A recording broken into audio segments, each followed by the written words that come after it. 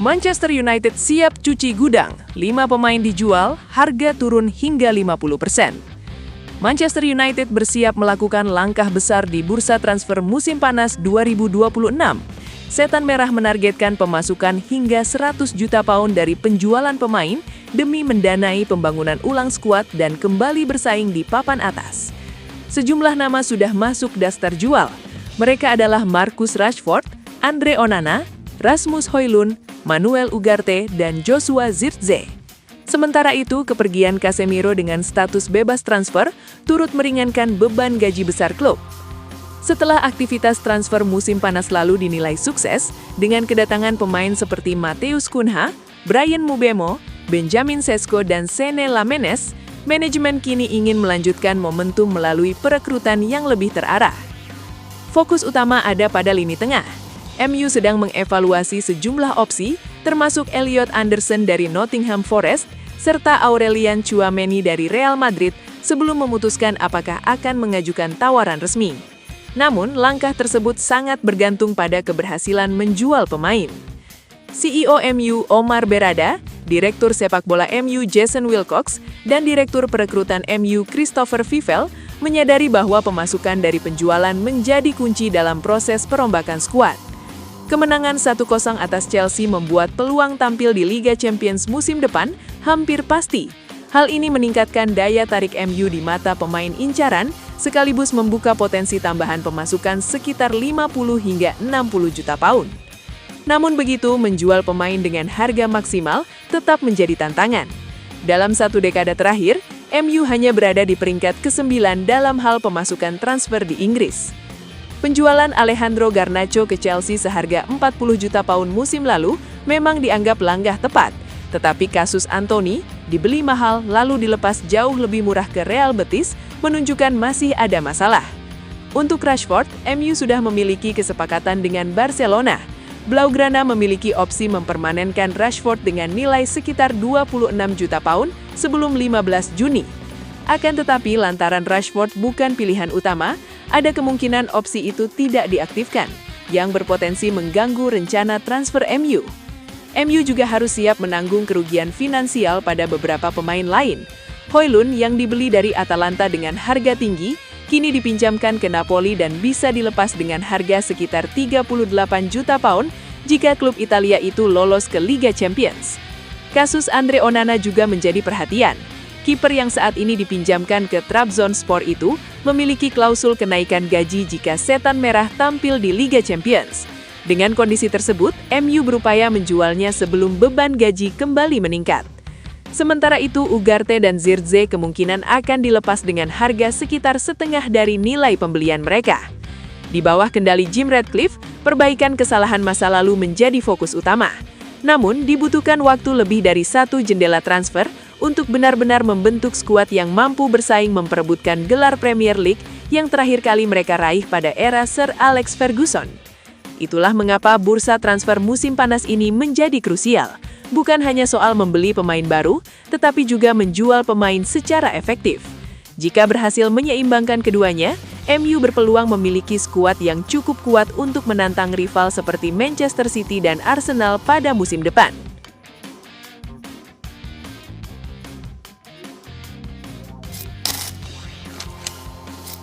Manchester United versus Brentford, Leny Yoro bisa main? Manchester United akan kembali bermain di Old Trafford pada awal pekan nanti. Mereka akan menjamu salah satu tim kuda hitam Premier League, Brentford.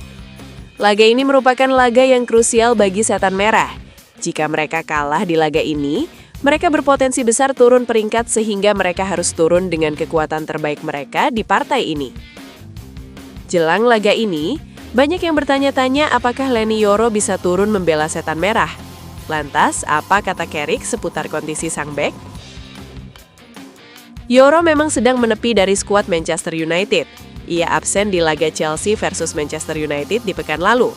Sehari sebelum laga tersebut, sang bek mengalami cedera di sesi latihan MU. Itulah mengapa ia tidak dibawa Carrick dalam rombongan yang bertandang ke London Barat untuk menghadapi Chelsea. Cedera itu dikonfirmasi adalah cedera ringan, namun ia harus absen di laga di Stamford Bridge tersebut. Menurut laporan-laporan media Inggris, Yoro sudah bisa comeback melawan Brentford ini. Alhasil, Carrick dimintai konfirmasi seputar kondisi sang bek. Dalam konferensi persnya baru-baru ini, Carrick membenarkan bahwa kondisi Yoro saat ini sudah jauh membaik. Ia juga menilai adakan sang bek untuk comeback di laga ini. Namun ia belum memutuskan apakah akan memainkan Yoro atau tidak di laga ini, karena kondisi sang bek akan dipantau terlebih dahulu. Ya, kami masih mencoba membantunya untuk bisa bermain lagi. Ya, ada kemungkinan ia bisa bermain melawan Brentford. Namun untuk saat ini kami belum 100% yakin ia bisa bermain, ujar Carrick. Jika Yoro belum bisa bermain di laga ini, MU tidak terlalu khawatir, karena suspensi yang didapatkan Harry Maguire sudah selesai, dan ia siap tampil lagi. Selain itu, ada Luke Shaw dan Nusair Mazraoui yang bisa disulap jadi bek tengah dadakan di pertandingan ini nanti.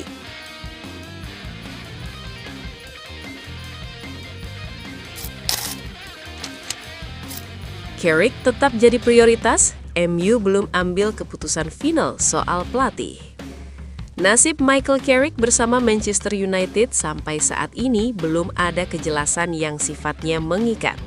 Michael Carrick yang ditunjuk sebagai pelatih sementara di pertengahan musim sebagai pengganti Ruben Amorim terbilang cukup baik.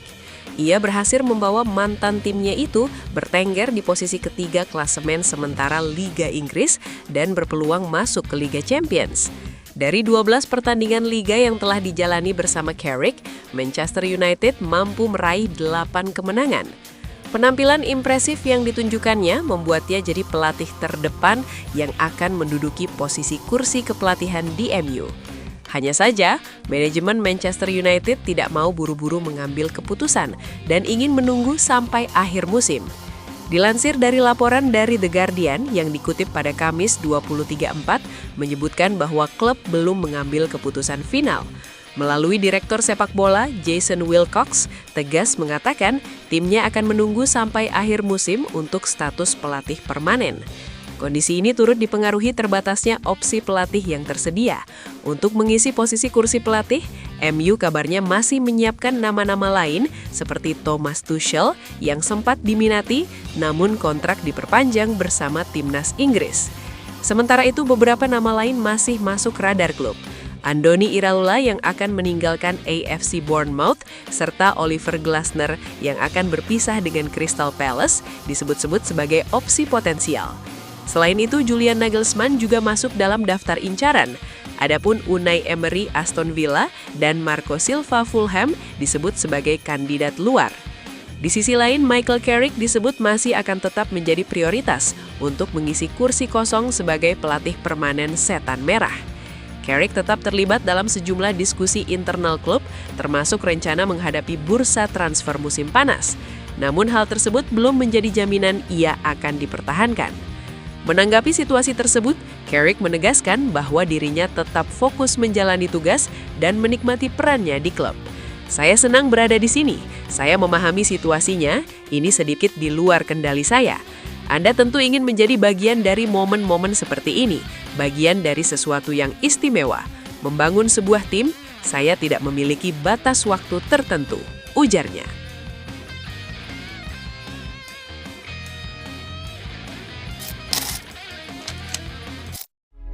Buat fans Manchester United sejati, minta doa dan dukungannya untuk tim kebanggaan kita semua dengan mengetik amin di kolom komentar. Mudah-mudahan Manchester United lebih baik lagi dari tahun ini dan selanjutnya. Amin.